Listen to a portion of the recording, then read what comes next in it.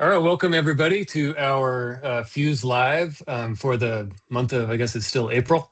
I want to thank you for joining us, whether you're watching here on our Teams webinar or watching on LinkedIn. Very much appreciate you giving us some time today to hear about our fellowship and see if it could be a fit for your work in your districts or on your campuses.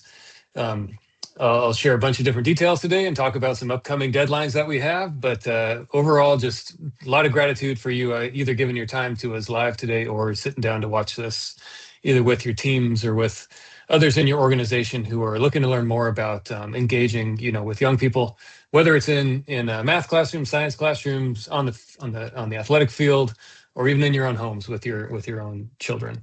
My name is Ryan Smith. I'm the director of the fellowship using the Science of Engagement. I'm here at the University of Texas at Austin. And it's been my pleasure, over the last several years to help build and guide this fellowship program. We've worked with hundreds of teachers, mainly from around Texas, but also from other states in the US. And we've branched abroad as well. We've got teachers from Western Europe who are in our fellowship this year. And then we're planning on having additional teachers from other international countries as well. So super excited about the work that our team has been doing. My goal for today is to give just a brief overview, a little bit of where we've come from, what the experience would look like for your teachers or yourself if you choose to join us this year. And then hopefully we can get together after this, if this resonates with you, and we can talk through the next steps in the process and things like that. If you are with us live, feel free to put any questions that you might have in the chat. We'll be monitoring that along the way. We'll save some time at the end too. If anybody has any questions, we can answer those. But I'm going to go ahead and jump us in. I always like to start with just a little bit of background of where we come from. So as I mentioned, we are part of the University of Texas at Austin, here in Austin, Texas.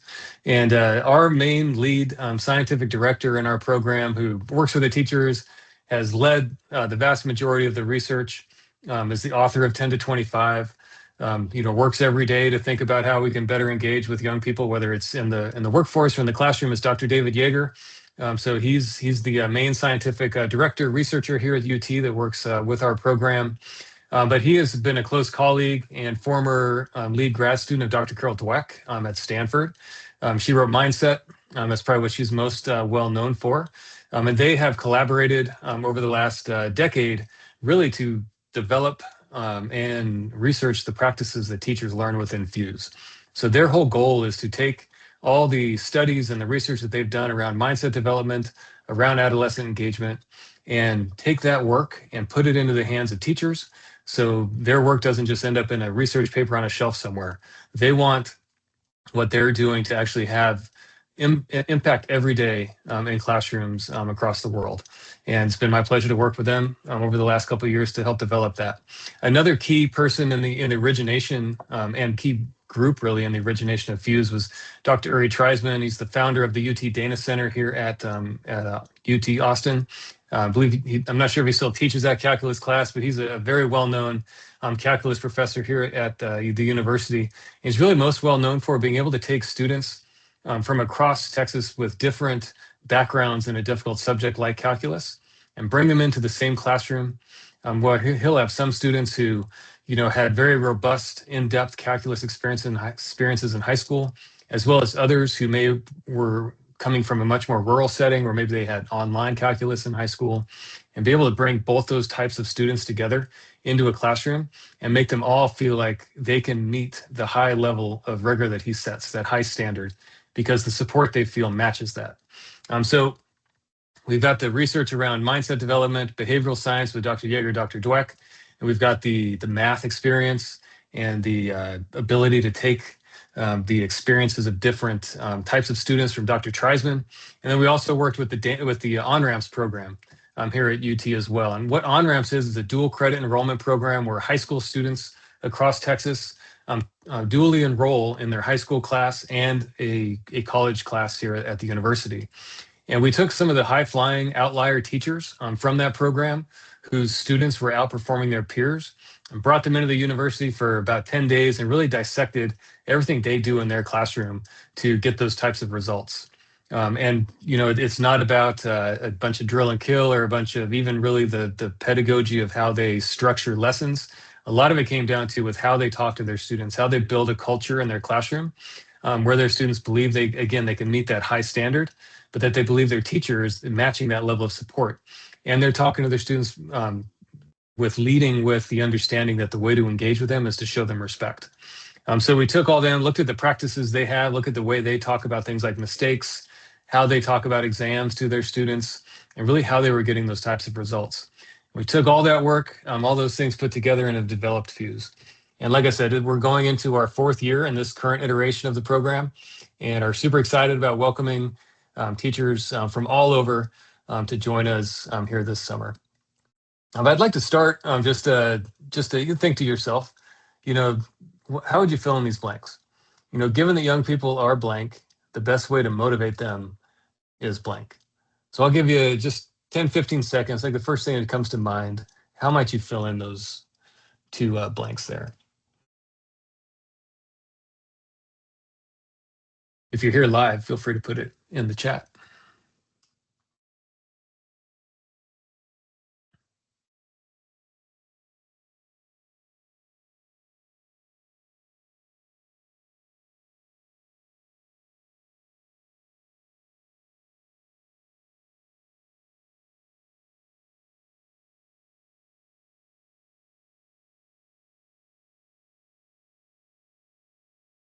All right, so not sure what everybody has in their minds at this point, but I'll tell you what we typically hear when we ask this question. Whether it's to parents or whether it's to classroom teachers or coaches or principals.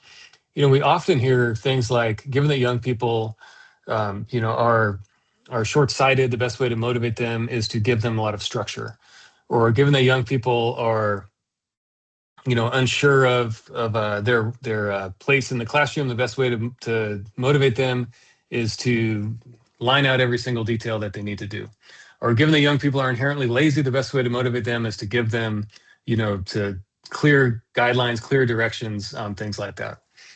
Our belief, within Fuse and what our research shows is that given the young people are finally attuned to be seeking status and respect, as a teenager especially, when you start entering into that phase of your life, where you're trying to determine who you are, prove your worth, to your friends, your classmates, the adults in your life that you respect.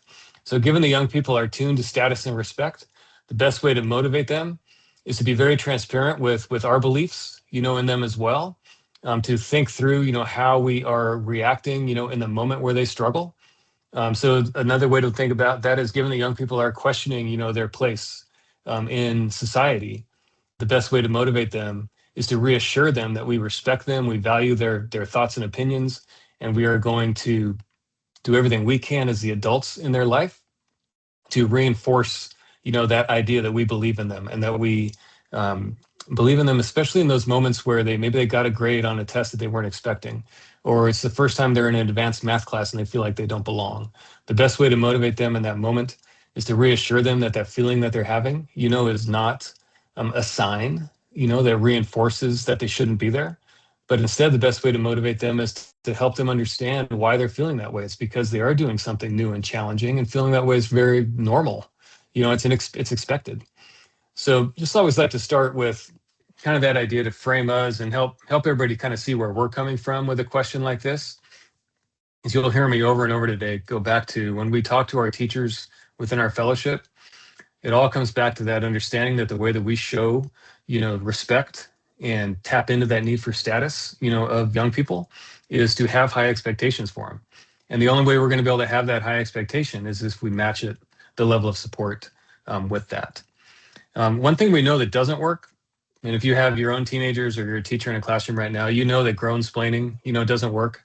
Intellectualizing with them, explaining to them, you need to, learn, this how algorithms work in a class or something like that, so you can, be a mathematician when you grow up, or give certain like concrete, examples that make sense to us because we have such more life experience than they might. And we try to just over-explain, why they should be doing what we tell them to do. They typically turn us off, and they see that as often they see that as nagging. And we know that once we do tip over into that frame of mind where a young person thinks that maybe we don't have their best interest in heart, or we're disappointed in them because of something that they did, then they're going to tune us out and they're going to enter into this disengagement cycle that I think we see so many of our young people entering. And a way to look at that, disengagement cycle that we talk a lot about again with Fuse is kind of where we start with teachers. As you think about a student, a young person that, again, is confused in class or is unsure of themselves or is unsure whether or not they should raise their hand and ask for help or come in for tutoring. And it's because they got some kind of critical feedback, right? Maybe they got a low test grade. Maybe they got a homework assignment back, and it was all marked up with errors that they made. And so that they have that they've received that, right? So all the self-talk, starts with them. And the person that they are seeking, help from, or they know is like there for them in that moment, that adult, whether it's a teacher, principal, coach, anything like that, if they have an internal dialogue going on that they don't like me, they don't care about me, maybe it's because we don't mean that, as adults, but if we haven't been clear about, our belief, in them, then oftentimes we know that teenagers will default to that kind of negative mindset about the other adults in their lives. And if they have that, sense of, even if it's not as extreme as they don't like me, but they're disappointed in me, they don't think I should be making these types of errors. They also think that I shouldn't be in this advanced class, for the first time. Then we're going to see this cycle start, where me as the teenager, I'm going to be less likely to come in for tutoring. I'm going to be less likely to try to retake a test or seek out, that type of support. Some might, be rude back to us. They might, be a little more outward, in their disengagement. Others will just, fall into themselves. They won't raise their hand and ask for help. They won't put themselves out there and take that chance, take that risk that the teacher, the adult, or anybody like that may, respond in a negative way that might reinforce that idea. So, like I said, it's in that one moment there where I'm going to be less proactive, critical feedback, low performance. Performance is going to stay low. Might be more likely to be absent from class. I'm not going to fix my mistakes, and that cycle just continues to repeat itself. Another way to look at it, maybe in a math classroom, is that I got a bad grade or a grade that I was hoping to not get, on a test, or I got a bunch of things wrong.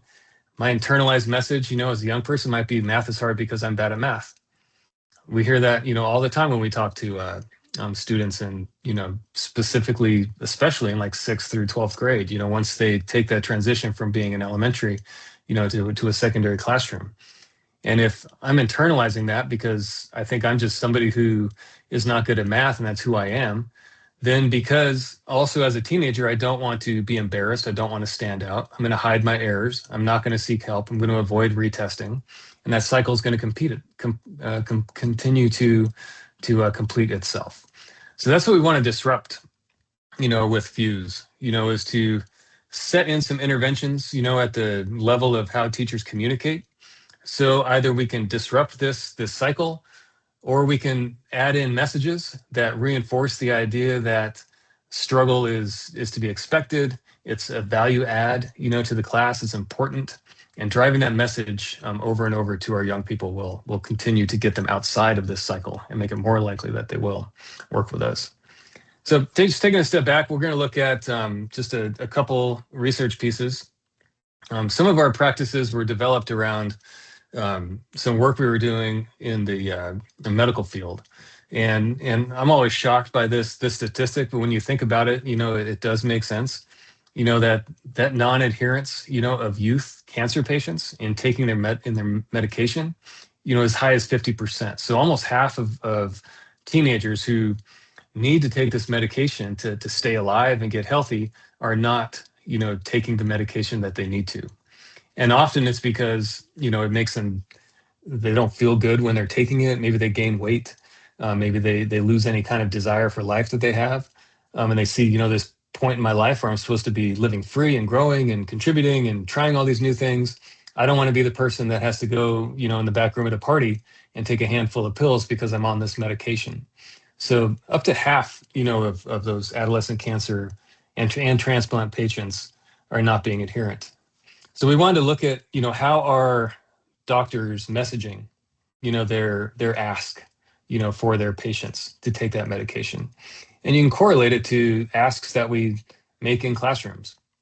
And we ask kids to, obviously it's not as severe as needing to take medication to stay alive, but when we ask students to take a risk, take a chance, come up to the board if that's something that you do, raise their hand and share their work, with their peers. So it's all about making asks of our students to do something that might be uncomfortable for them, but we know will help them in the long run. And the way we did that, is we wanted to, test out some different messaging ideas. And I don't know if anybody, I know we have some international folks on the call as well, but typically here in the United States, Vegemite is not seen as something that tastes good. It's a discomfortable experience to taste it. If you've never tasted it, I know the way Dr. Yeager often describes it is if you brew beer and you I don't know if anybody's a home brewer, but if you brew a tasty batch of beer and then you throw all the beer out and you just eat the yeast, that is floated down to the bottom, that's essentially what Vegemite is. And the students that we worked with, they didn't know what they were tasting either. We didn't tell them it was Vegemite. We just told them that there was a new medicine, that was being tested. And we wanted them to help, with the testing or the trials for this medicine that was going to help peers just like them. It could be cancer patients, like similar to their own age, could be anybody else like that. And we asked them to take a taste and then told them that they needed to take another taste after that to help move the study along. And really what we were going to measure was, even after they knew the discomfort that they were going to have from tasting that, would they take a second dose to help their peers, to contribute, to be a contributor to the study. And these are just faces of what, your face looks like when you taste Vegemite. So you can tell that it was not a pleasant experience for our young people. I believe these were college freshmen, so similar age, similar mindset, to many of our middle and high school students. So we wanted to look at two different ways that ask is being made. One is very much seeking to tap into showing respect, for the person that you're making the request to, versus the disrespectful framing. But the disrespectful framing might look common to the ways that we're often speaking to people who are in our either in our classroom or in a type of relationship where we might know more than somebody else, and we're asking them to do something. So they're similar to, like I said, in a classroom where we're trying to teach something new, but really what we're doing is we're making requests, we're making asks, of that young person to either come in for tutoring, try something new, take a chance, things like that. So both sets, started off with the same initial statement. Hello, my name is blank, and I'm a second-year medical student. I'm here to ask you to take a medication. And let's look at, the respectful path, where we tapped into the person that we were asking, tapped into their need for autonomy. We know that especially for teenagers, they want to feel autonomous, they want to feel in control, they want to feel like they are seen, as adults. So we want to tap into their own autonomy, their own decision-making, and that we believe they're competent, that we're very supportive, versus a different tact, which is going to take away, from their autonomy. It's going to make it more about us telling them what to do and not as supportive to their own competence, more threatening to, I'm the expert, you're the student, you should do what I say. So let's look at the two different approaches. So respectful, I'm here to ask whether you might consider, taking this medicine. So I'm not assuming, that you're going to just do what I say. I'm asking you to consider it, versus I'm here to tell you that you should take this medicine. Okay, it's the two different approaches. You're a UT student, so I figured I'd explain the scientific reason it would be helpful to take it. So that's a compliment, here in Texas if you're a UT student. So that's showing that, I know that you are intelligent, that you have put in a lot of hard work, you've accomplished things to be here. Versus based on what I know about medicine, the smart thing to do is to take this medicine. So really more about, you should do what I say because I'm the authority figure. Some people have reported the medicine is unpleasant because of the bitter taste. So everybody got that same message. Respectful, you might find it helpful to think of that slight discomfort as doing your part to help others. Throughout Fuse, we talk a lot about reframing mistakes. And that specifically is helping teachers to think through when you talk to a student, especially if they're in front of their peers, or even in a one-on-one and they've made a mistake, how we can shift the mindset on that for mistakes to be seen as a value add to the collective. As the purpose of sharing a mistake publicly is so other people will not make that same mistake. So you might find it helpful to think of that slight discomfort as doing your part to help others versus just try to ignore that. Just don't worry about the taste. There's no perceived value in it, in that statement, right? It's just try to put that aside. But instead, there's an opportunity there. You're asking somebody to do something difficult. You're asking somebody to do something unpleasant. I don't know if you've ever been in a classroom setting where a professor or somebody asks for volunteers to answer a question. That's a potentially unpleasant situation, depending on how that professor is going to react, or that school leader or superintendent or anybody like that. But we want you to raise your hand and ask for help. So let's frame that ask in a way that shows, don't just ignore, the idea that you might get it wrong. But even if you get it wrong, that's going to be helping everybody else sitting in that room. So it's really tapping into our innate need to be a provider, to have a purpose to help others. Thank you for considering this request. Again, ball is still in their court. We're not making any assumptions. We just want them to consider it. Or thank you in advance for your cooperation. So that is assumed compliance, which I know when I was in the classroom, and I do with my own teenagers, I fall into that trap, of that assumed compliance. And it usually doesn't, I usually don't get the reaction or response as much as I would hope for if I took that more respectful tone. So we want to look at, so here's our findings, essentially about a 64% increase in adherence. Again, adherence was taking that second dose, even after they already knew that it was unpleasant. So we can see that taking, that respectful tone, that respectful approach is more likely to get us the response that we want. And the way we talk with teachers, and make this relevant, in the classroom, is, if 64% more of your students, were willing to engage, in a conversation about the mistakes they're making in a science class or a math class, then just think about how many doors that opens, down the road. How much more, pleasant it is to be a teacher in that situation. Oftentimes we hear from Fuse fellows that, they share that they are enjoying their year so much more because their students are just more willing to have the conversation, about a mistake that they made. They don't shut down as much, essentially. So we try to flip it, So what might that engagement cycle look like? So I might still receive that critical feedback, right? We don't mean that you don't show a student when they did something wrong, or you inflate grades so nobody gets a grade that might be disappointing. So we still deliver that critical feedback. But if we've taken the time to reinforce the idea that me as the teacher or the principal or the coach or whoever is invested, in our students, that we don't want to be misinterpreted, that when somebody makes a mistake, that it's seen as a character flaw, that it's seen that making a mistake is natural and to be valued and important. So if we've taken the time to do that by high status, respectful framing, in everything that we do, then what we've seen, in our program is that our students are much more likely to proactively fix their mistakes. They form better habits about turning in homework on time, more likely to be in class, committed to that piece of learning. They're higher. Right here is where they get that help, and higher performance. They're more ready to receive, that feedback, even if it is critical. So that's the hope and the focus, that we have throughout the program to try to flip that idea of students disengaging into a more engaging engagement cycle. So to wrap up this portion, how we believe, the best way to motivate, and influence young people, that we know that young people have less power and are tuned to status and respect, right? They inherently have less power in a classroom. Their teacher is the authority figure. They are the ones making the decisions.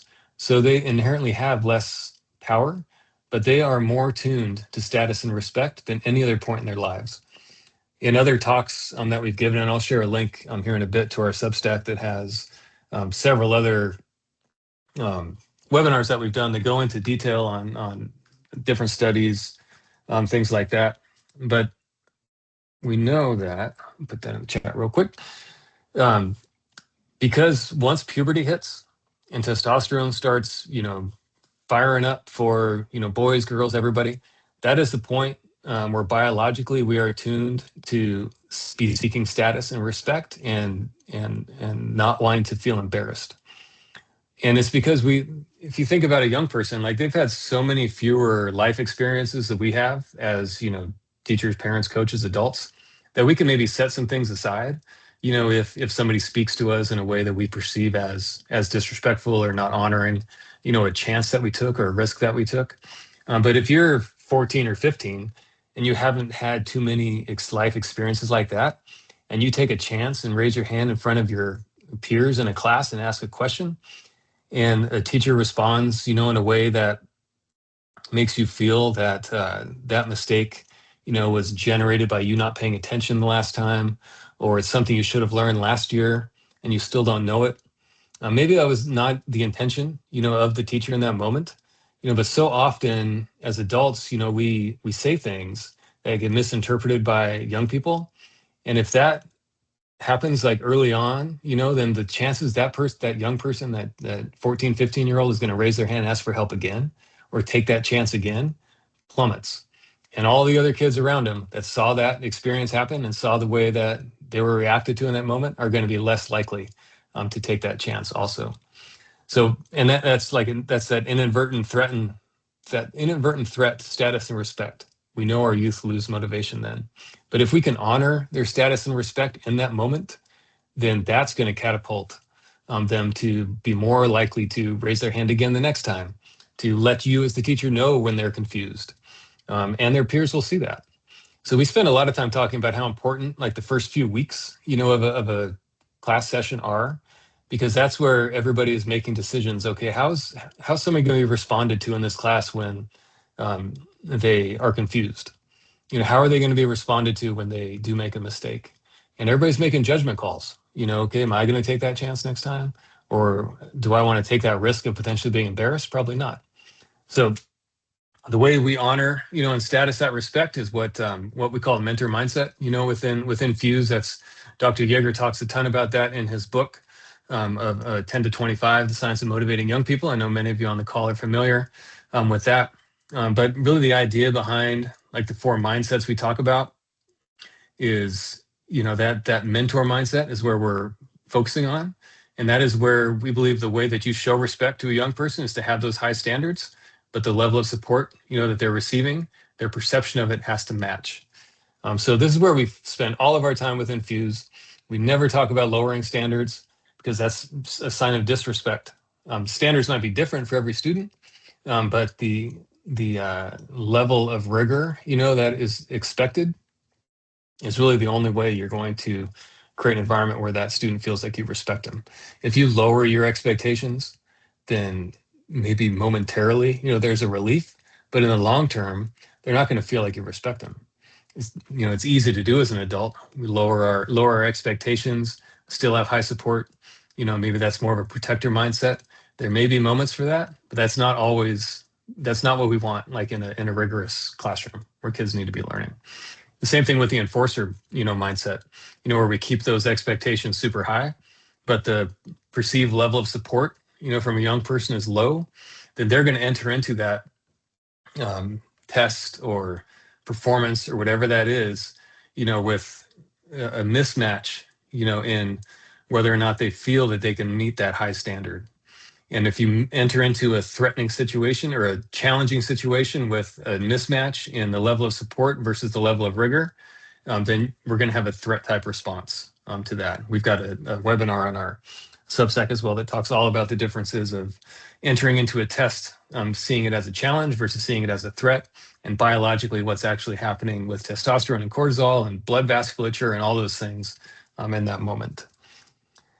Okay, just a few kind of stats, from and findings, from our research early on.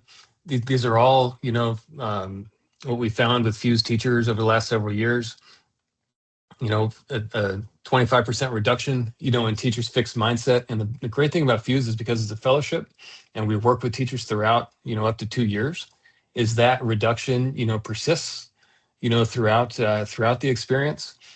We're not the type of like where you just go to a workshop in the summer and then, school year starts and maybe you remember some things that you did back then. We're kind of like a slow, steady drip, of learning that happens not overwhelmingly, but again at an appropriate pace throughout a year to really kind of set in with teachers. Our students, we asked the students quite a few questions in the classrooms of Fuse teachers. 10%, growth in more classrooms, more students feeling respected in Fuse teachers' classrooms. We also ask students some math questions. So if you're a math teacher in our program, then we do like a short, pre and post test on some math items for your students. 15% higher math scores in Fuse teachers' classrooms, as well as this one, very excited about, is that Fuse teachers are half as likely to report feeling burnt out or wanting to quit. And wherever you're watching from, you may be in a position where turnover is something that you want to tackle. But even if it's not, even if you have teachers that stay, and want to stay in that role, we want them to feel that. We want them to want to be there, right? And because like our belief is that because students in their classrooms are more willing to have those conversations, more willing to see struggle as a benefit to not only themselves but the collective, then it's a more comforting culture of learning in that classroom for everybody, not just the students. So half is likely feeling that they want to leave the profession. All right, so I want to jump into just a few updates and nuts and bolts about what the fellowship actually entails and would look like for your teachers or for yourself if you'd like to join. Our next cohort is launching on June 16th, so we're super excited about that. We've currently got teachers from all over joining and districts joining, so we will be welcoming them in soon. That seems like it's right around the corner, but there's still plenty of time to get yourself signed up. Here's just a few pictures from our last Summer Institute. So I'll go into detail here in a second, but we do one in-person kickoff event, and that kickoff event is a hybrid event. So about half of our teachers join in person here in Austin, and about half will join online. Everybody's invited in person, even if I think we might have a couple folks from Brazil on the call today. If you guys want to make it here to Austin in June, we'd love to have you. But online, we also have a facilitated sessions going on at the same time. So it's not just like you're watching a one-way video. We've got facilitators online. We've got special things that are happening with that group that's watching online as well. The three main pieces of the fellowship, before I jump into each one specifically, and this is really what makes Fuse work, is you've got these three things that are working together. It's a fellowship, so there'll be 200-ish teachers from around the world who are talking about these practices together, learning from one another, contributing different ideas to the collective, and making all of us stronger, with our work. The teacher practices, so we'll talk about those here in a second as well, but you learn 5 different teacher practices each year, and these are not a certain pedagogical curriculum. They're all about communication framing, how like some brain science, some cognitive science, things like that. So you wouldn't change the way you teach biology or the way that you teach a certain concept in math, really about how you frame the asks in them. And then the student modules. So your students in your classes also do 3, we call them student engagement modules, but they're really kind of interventions that they complete throughout the year. Helps them better understand mindset development, reframing of stress, memory retrieval. They learn a lot about brain science. So your students do get some great value out of this as well. The summer launch, like I said, June 16th through 18th, it's a 2.5-day hybrid institute here in Austin and online. You'll learn your first 3 practices with us in the summer. Teachers are divided up into 2 different groups. Everybody's here together in person or online, but you learn 2 different sets of practices. Really gets you set up for the start of the school year. If you're here in person, we've got a happy hour. If you're online, we'll figure out something to keep you guys excited as well. Can't invite you can't do a virtual happy hour. Maybe we will. I don't know. But we do a bunch of fun different things like that throughout those 2.5 days. During the school year, you attend 2 virtual full day institutes. One is in October, one is in February. Again, to keep the momentum going and the depth that we want to get to once school actually starts. So picture you learn, a bunch of stuff in the summer. You got some time to digest it, think through your plans, start implementing it, once the school year starts, maybe change the way you talk about tests or mistakes, things like that. And then we meet again in October, you learn the next 2 practices. And then in the spring, we have one more full day session. And the focus really on that is how are we going to use all these things we've learned as we head into kind of the high stakes testing season, whether they're finals, IB exams, AP exams, SAT, things like that. It's really so we can use all this knowledge with our students in that critical time of the school year. And again, these during the school year are all virtual. The only in-person option happens in the summer. In between all of those, we have 4 coaching sessions that teachers join. We work with everybody to find the best times. These happen outside the school day, but they're about an hour long, real low stakes, not a lot you got to prepare for these. It's more, a chance to hear from one another, see how things are going with different practices that we're doing in class. A way to just kind of continue to build that community. Teachers bring different ideas, lessons, things like that. You work with our facilitators in that. Our facilitator team is great. They're all teachers that have been through Fuse and used these practices in their classrooms. So that's an exciting part of our fellowship as well. But these coaching sessions are another way to continue to build that community. But again, you don't have to prepare homework for them, things like that, things that you might have to do for other professional learning opportunities that you have. And real quick, just about the student piece. So students in each of your classes, again, complete 3 student modules during the school year. I guess you see here, it builds an academic sense of belonging with them, helps reframe how they see stress, reveals to them kind of how their brain learns and remembers. And really helps when you spiral content in a class. We'll talk a lot about how you share with your students why you're spiraling content, because we've done a lot of research in asking 9th graders, do you notice, that your teachers, bring back concepts, that maybe they taught last week or 2 weeks ago? Why do you think they do that? And if they haven't really been shown, why their teacher does it, oftentimes they assume, well, my teacher thinks I wasn't paying attention last time, or he or she's trying to catch me, not knowing something that they think I should know. So what we'll do with Fuse is really talk through, okay, spiral, of course you want to spiral content, it's so important.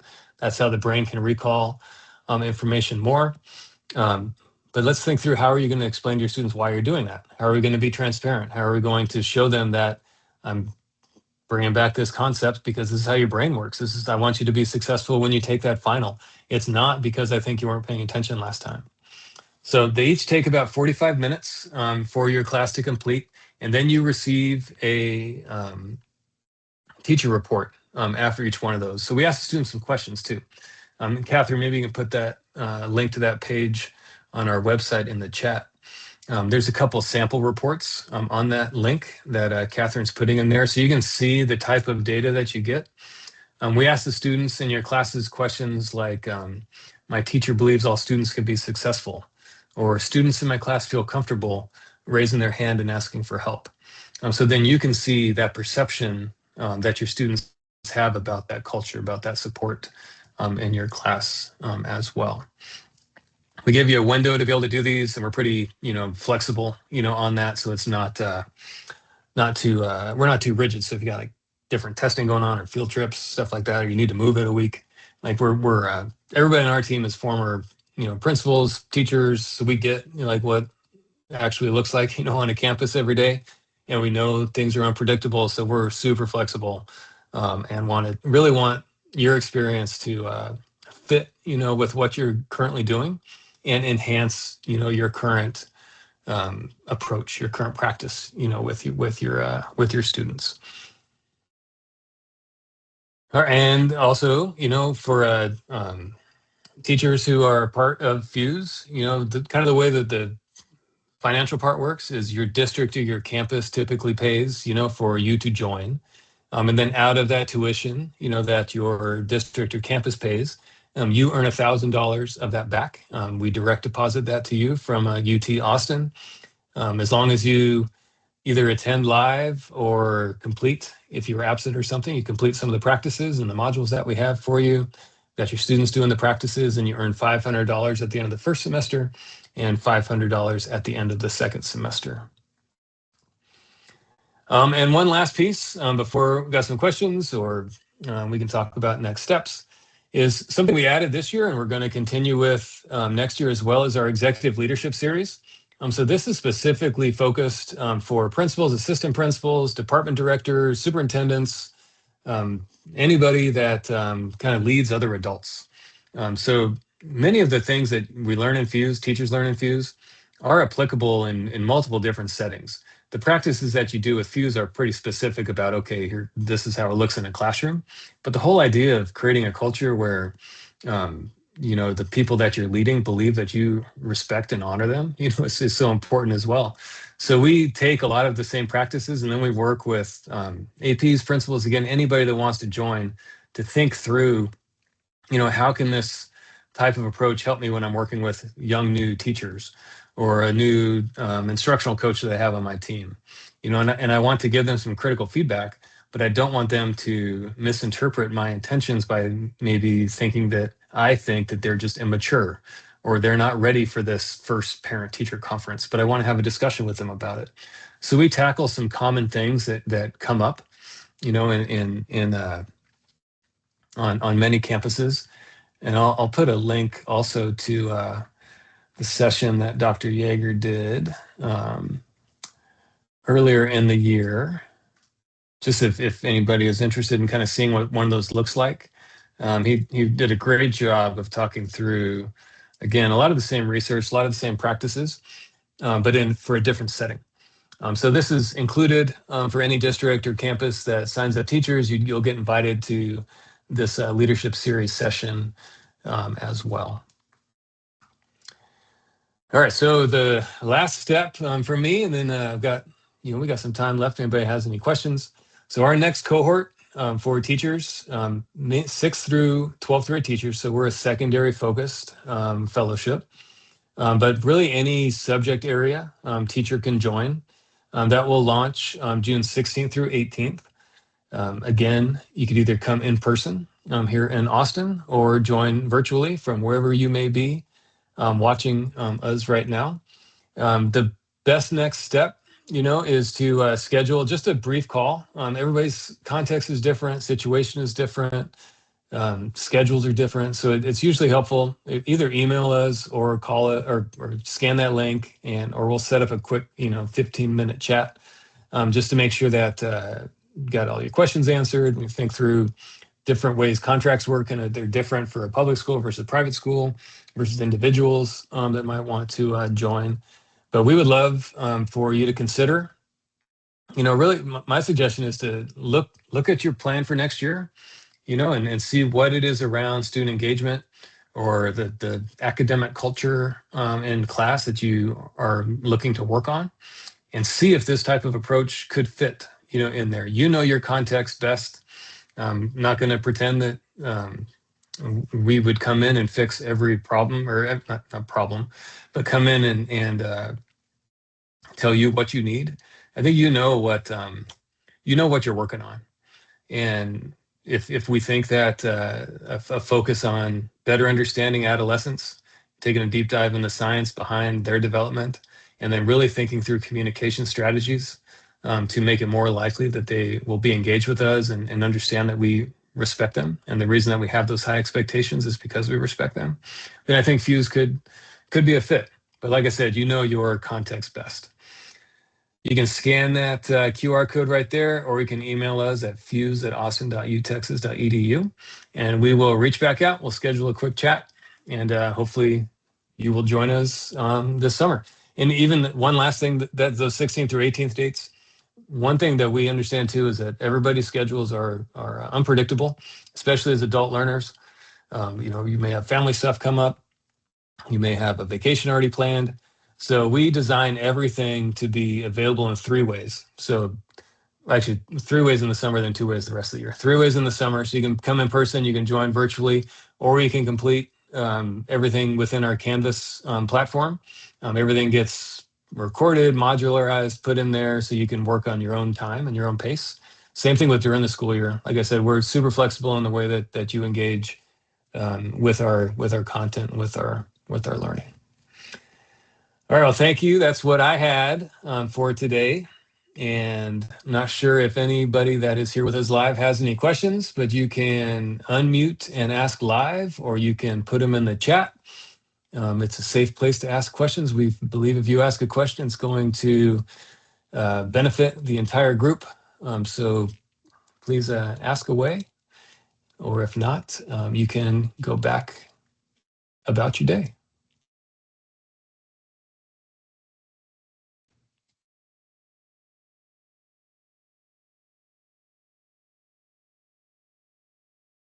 While you're thinking about it, if you have a question, this recording will be sent out to everybody. We'll probably post it all over the place as well.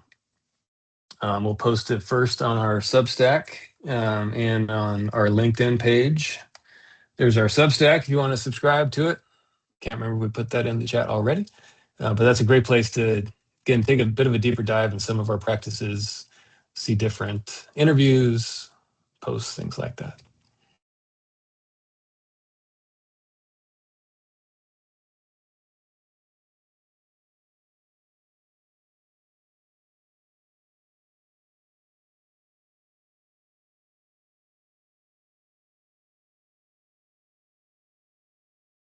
All right, well, I don't see any other questions coming in.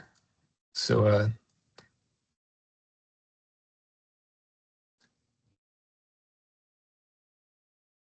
thank you, Vitor. Are you waving goodbye, or do you have a question? Waving goodbye. It's good to see you. Thank you for being here.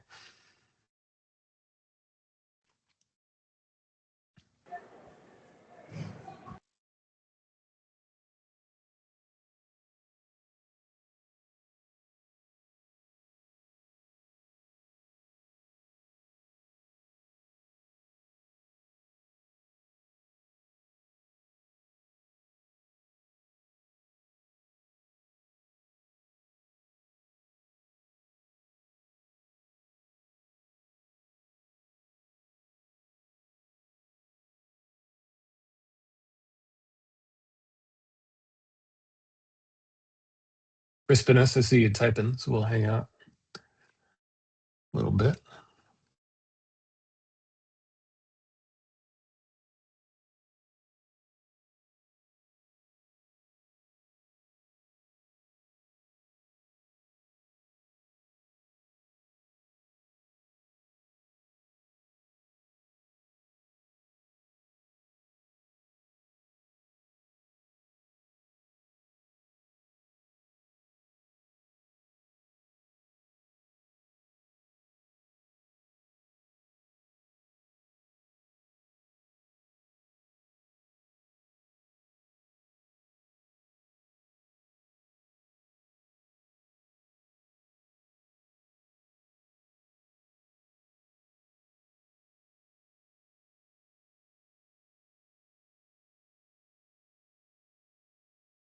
So Crispinus, I see your question. Says, how will those of us who are international attendees be considered? Our schools may not make any payments. So I think you may be talking about the honorarium payment from UT. So what we do in that case, we have had that come up with a couple of our international schools. We typically just charge the school $1,000 less. And then sometimes they will then stipend their teachers for participating or not. Let's kind of leave that up to them. So I think that's probably your question. So like I said, we just charge the school a discounted rate to take out that honorarium payment.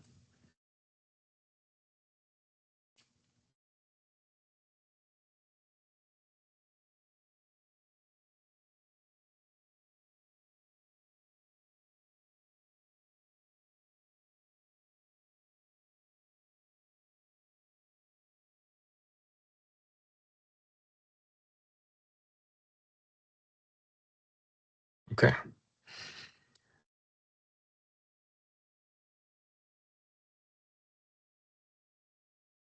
All right. Well, thank you again, everybody. I'm going to go ahead and end the event. And like I said, you'll get a recording. We'll post all over the place. Everybody have a great day.